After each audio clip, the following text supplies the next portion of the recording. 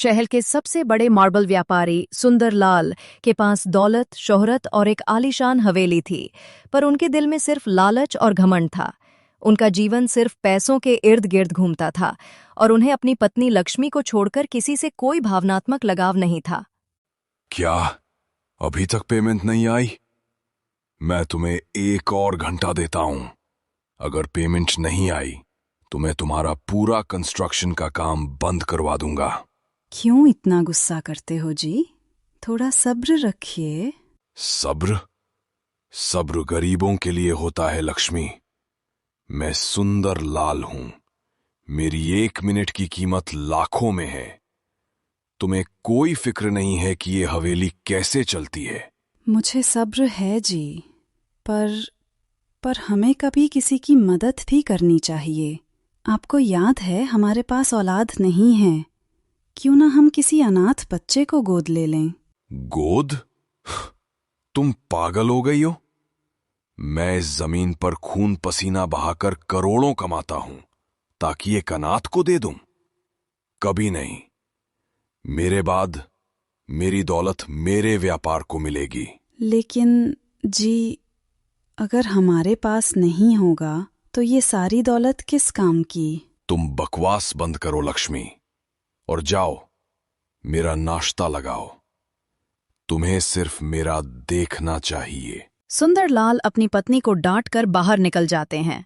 वो अपने एक पुराने व्यापारी प्रतिद्वंद्वी की जमीन को कब्जा करने के लिए निकल पड़ते हैं। वो जमीन एक अनाथालय की थी। गाड़ी तेज चलाओ।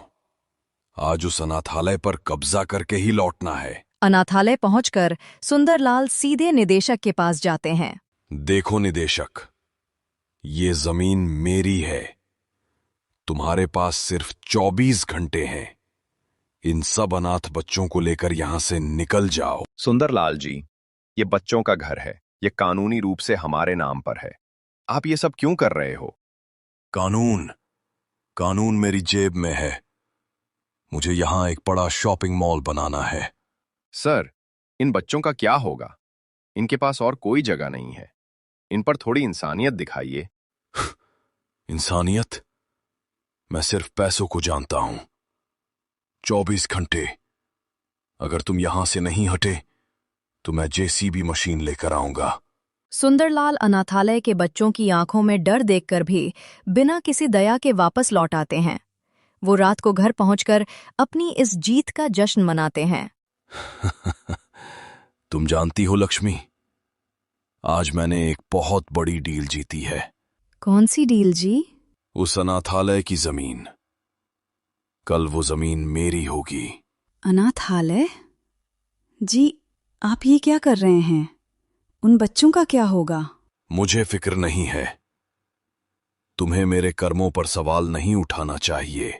उधर अनाथालय में बच्चे रो रहे थे।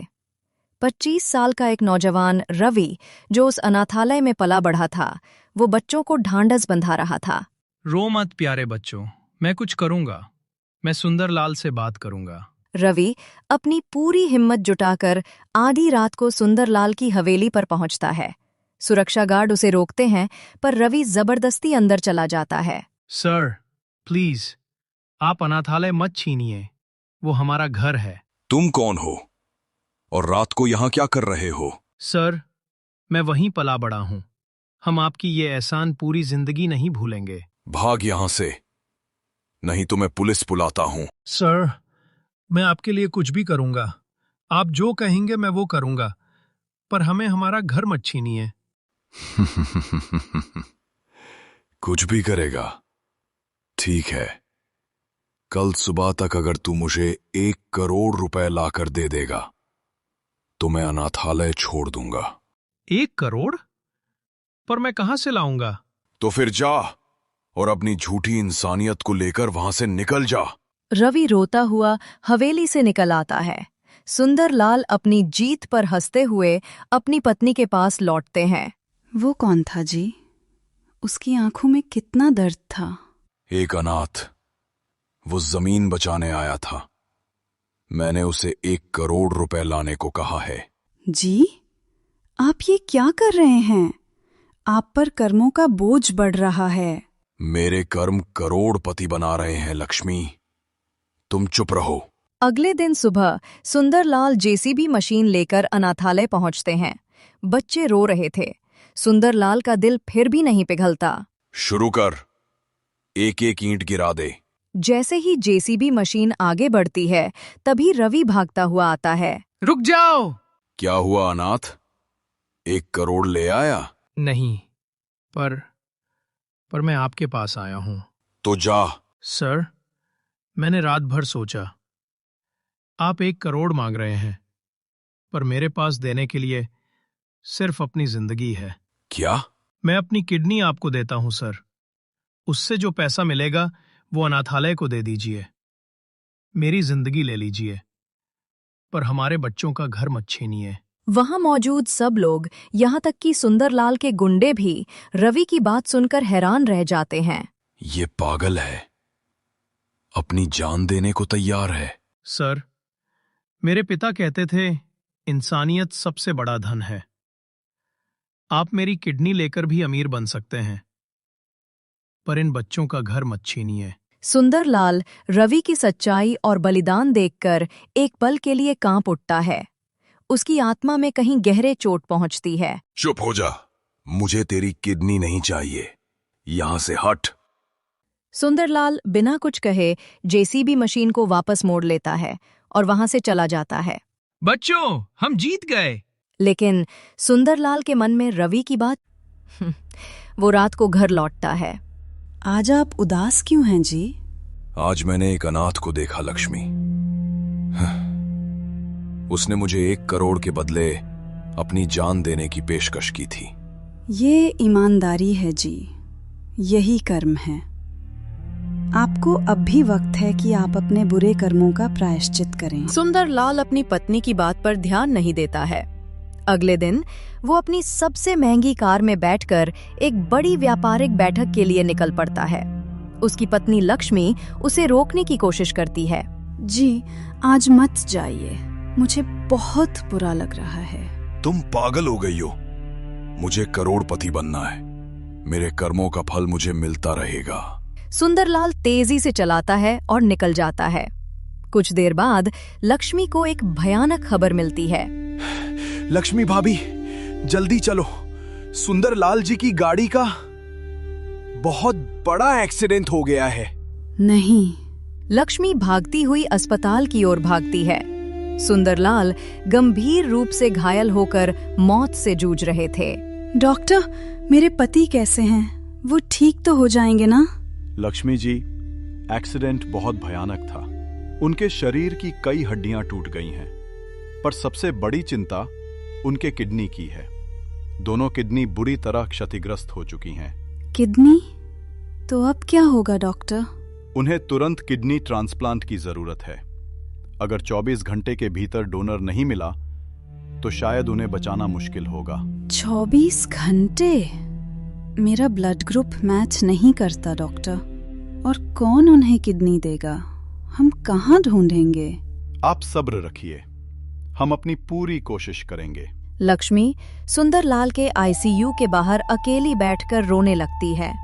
उसे अपने पति के बुरे कर्म याद आते हैं। हे भगवान, जिसने किसी की जान की परवाह नहीं की, आज उसी की जान दांव पर है। क्या ये कर्मों का फल है? अगले दिन सुबह तक लक्ष्मी हर रिश्तेदार और दोस्त से बात करती है, पर कोई भी सुंदरलाल को किडनी देने को तैयार नहीं होता। सुंदरलाल अपनी सजा भुगत रहे थे। लक्ष्मी, कौन है जो मुझे किडनी देगा? मेरे पास इतना पैसा है। कोई नहीं जी, कोई भी नहीं। दौलत से आप सब कुछ खरीद सकते हैं, पर जिंदगी नहीं। ये क्या हो रहा है? मैं क्यों मर रहा हूं? मैंने सब कुछ अपने लिए किया।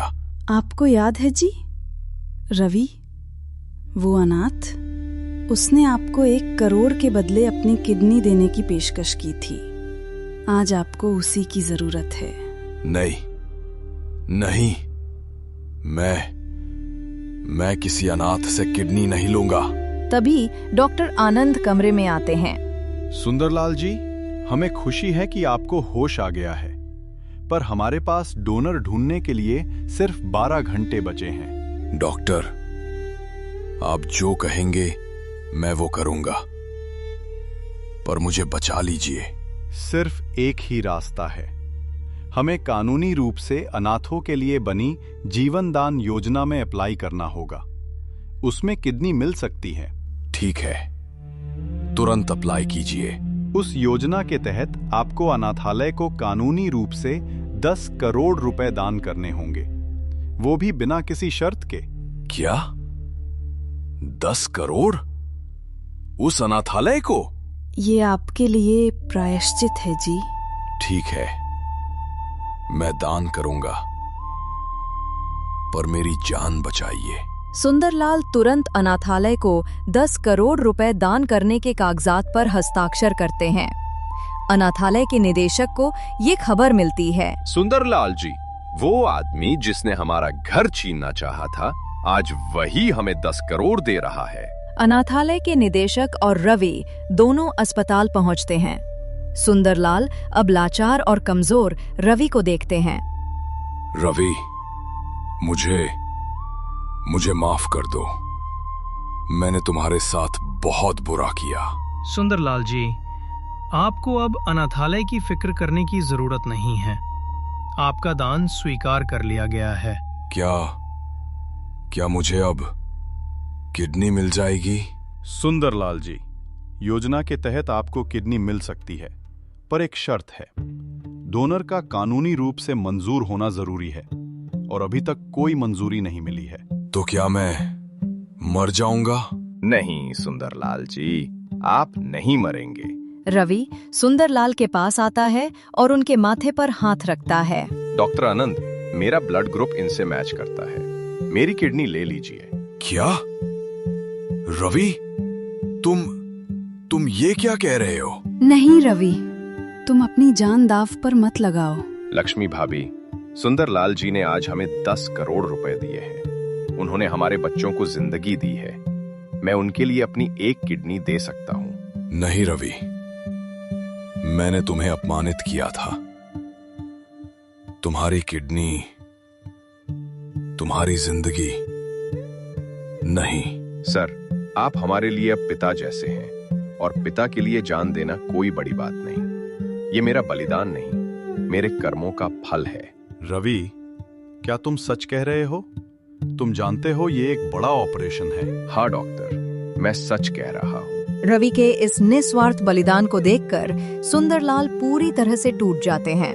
उन्हें अपने सारे बुरे कर्म याद आते हैं। रवि, मुझे माफ कर दो। मैंने तुम्हें इतना दुख दिया।